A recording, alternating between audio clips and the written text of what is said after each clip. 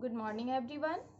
प्रिय विद्यार्थियों, आप सभी हिंदी व्याकरण से अन्विति का अध्ययन कर रहे हैं। इसके अंतर्गत आप सभी ने शुद्ध वाक्य रचना विधि पढ़ना प्रारंभ कर दिया है।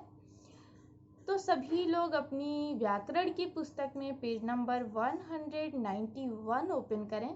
Page number 191। बच्चों, हम लोग शुद्ध वाक्य रचना में वर्तमान काल के वाक्यों के बारे में पढ़ रहे थे। तो सबसे पहले जो है वर्तमान काल के कुछ वाक्य दिए गए हैं, फिर उसको सही तरीके से कैसे लिखा जाएगा यह भी लिखा गया है। गलत प्रयोग हम कैसे करते हैं यह भी बताया गया है। जैसे मैं आता है गलत है, मैं आता हूँ होना चाहिए। वह सब आता है का वे सब आते हैं होना चाहिए।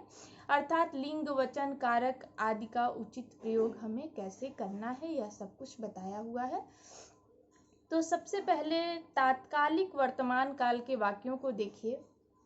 इसमें पहले लिखा हुआ है मैं जा रहे हैं, मैं जा रहे हैं। तात्कालिक वर्तमान काल क्या होता है पहले समझते हैं। तात्कालिक वर्तमान काल अर्थात वर्तमान काल की कोई क्रिया जो अभी तुरंत हो रही हो, वह तात्कालिक वर्तमान काल है। तो जैसे मैं जा रहा हूँ, हम जा रहे हैं, तो यह सब जो है वर्तमान काल में तुरंत होने वाली क्रिया है। तो मैं जा रहे हैं नहीं होगा। क्यों नहीं होगा? क्योंकि मैं एक वचन है, तो क्रिया जो है क्या होना चाहिए? जा रहा हूँ। और यदि हम जा रहे हैं लिख रहे हैं तो हमें मैं की जगह बहुवचन का प्रयोग करना पड़ेगा, यानी हम जा रहे हैं। तो इसलिए यहाँ दो वाक्य दिए हैं शुद्ध वाक्यों में, हम जा रहे हैं या मैं जा रहा हूँ, अर्थात वचन का हमें ध्यान रखना है। दूसरा वाक्य है वह जा रही हैं।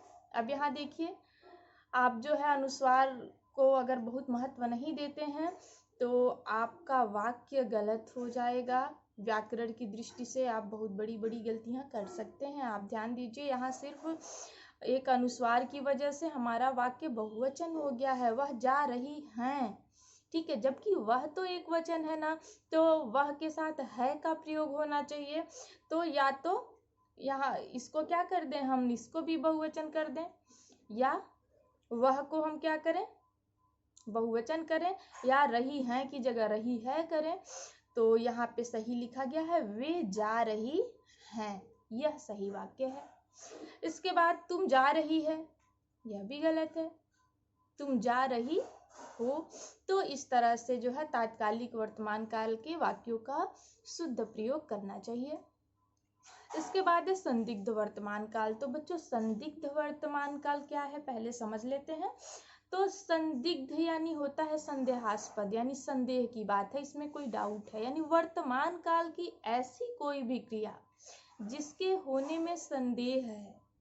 जैसे वर्तमान काल में कोई क्रिया मान लो हो तो रही है परंतु आप उसको देख नहीं रहे हो, ठीक है। जैसे मान लीजिए कि आप विद्यालय में हैं और उस समय आपकी मम्मी खाना पका रही हैं, ठीक है।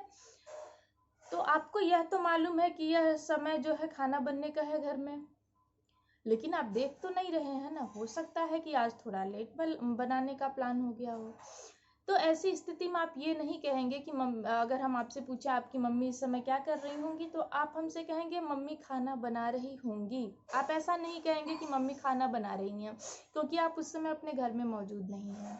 जबकि क्रिया क्या है, क्रिया तो वर्तमान काल की ही है ना। यदि खाना बन रहा है तो वर्तमान काल में ही बन रहा है। तो आप समझ गए होंगे, वर्तमान काल की कोई भी ऐसी क्रिया जो हो रही है वर्तमान में परंतु उसके होने में संदेह है, वह संदिग्ध वर्तमान काल होती है। जैसे मैं जाता होंगे, वाक्य ही गलत है, मैं जाता होऊंगा या हम जाते होंगे, ठीक है। तो ये जाने का जो कार्यक्रम है वो वर्तमान का ही है, लेकिन इसमें संदेह है, इसलिए होंगे, होऊंगा इस तरह का प्रयोग किया गया है। इसके बाद वे जाती होंगे। वे जाति जब स्त्रीलिंग है तो फिर होंगे नहीं होगा ना, क्रिया भी हमारी स्त्रीलिंग में हो जाएगी। वे जाती होंगी। तू जाते होंगे नहीं, तुम जाते होंगे या तू जाता होगा। अब यहाँ देखिए, तुम जाते होंगे, चूंकि तुमको बहुवचन माना जाता है इसलिए इस तरह का वाक्य प्रयोग यहाँ किया गया है, तुम जाते होंगे। ठीक है, लेकिन व्याकरण में आपने ये भी पढ़ा है, जब आपको मैंने वचन के नियम पढ़ाए हैं अन्विति के अंतर्गत, तो आपने देखा है कि तू का प्रयोग जो है सही नहीं माना जाता है, तुम का ही प्रयोग एक वचन के रूप में भी किया जाता है, जबकि तुम बहुवचन है लेकिन एक वचन में प्रयोग किया जाता है।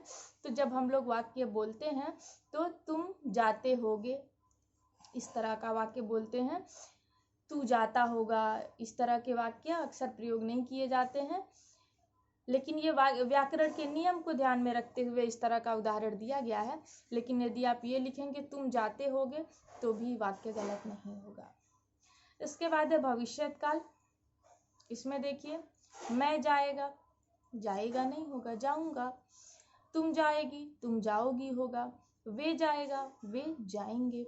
यानी हमें ध्यान रखना है, जो नियम आपने पहले पढ़ा है कि कर्ता अगर वचन उसका बहुवचन है तो क्रिया भी बहुवचन होगी, अगर एक वचन में है तो एक वचन होगी, अगर कर्म भी है तो कर्म के लिंग और वचन के अनुसार क्रिया होगी। ये सारे नियम जो आपने पढ़े हैं, अब उन्हीं नियमों पर आधारित बातें बच्चों इस उदाहरणों के अंतर्गत हो रही है। इसके बाद भूतकाल का देखिए, आप आया, आया नहीं, आप जो है बहुवचन माना जाता है और बड़े लोगों के लिए प्रयोग किया जाता है। तो आप आए, ठीक है, सम्मान देने के लिए हम क्या करेंगे, बहुवचन में प्रयोग करेंगे, आप आए। मैं आए तो मैं आया होगा ना, या हम आए अगर बहुवचन कर देंगे तो हम आए, और यदि बहुवचन नहीं करेंगे एक वचन ही रखना चाहते हैं तो मैं आया। तू आई, आई नहीं होगा, तुम आई या तू आई। ठीक है, तो दोनों सही है। अब यहाँ भी देखिए तुम आई लिखा हुआ है, साधारणतया बोलचाल में इसका प्रयोग नहीं होता है, लेकिन इसको बहुवचन मानते हुए इस तरह का वाक्य बनाया गया है, तो यह भी सही है। आसन्न भूतकाल। आसन्न भूतकाल क्या होता है समझ ले पहले।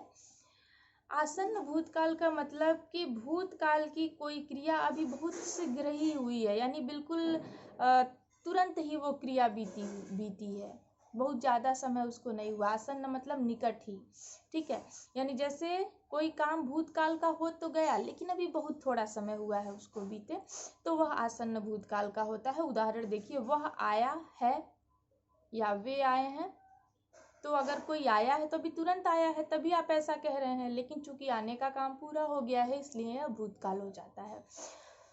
तो देखिए, वह आए हैं गलत है, या तो वे आए हैं या तो वह आया है। ठीक है, वे आया है नहीं, वह आया है। मैं आया है, मैं आया हूँ। इस तरह की क्रियाओं का प्रयोग होता है। पूर्ण भूतकाल यानी भूतकाल की क्रिया जब पूरी तरह से समाप्त हो गई हो, काम पूरा कंप्लीट हो गया हो। मैं गए थे गलत है, मैं गया था। तू गए थे, तुम गए थे होना चाहिए। आप सब गई थी, आप सब गई थी। यहाँ अनुस्वार का ध्यान रखना है दोनों जगह पे, तो ये बहुवचन हो जाएगा, क्योंकि यहाँ आप किसी बड़े व्यक्ति से बात किया जा रहा है, उसे सम्मान देने के लिए बहुवचन का प्रयोग किया जाएगा। फिर संदिग्ध भूतकाल यानी भूतकाल की कोई क्रिया जिसके होने में संदेह है। आपने उसे पत्र लिखा होंगे।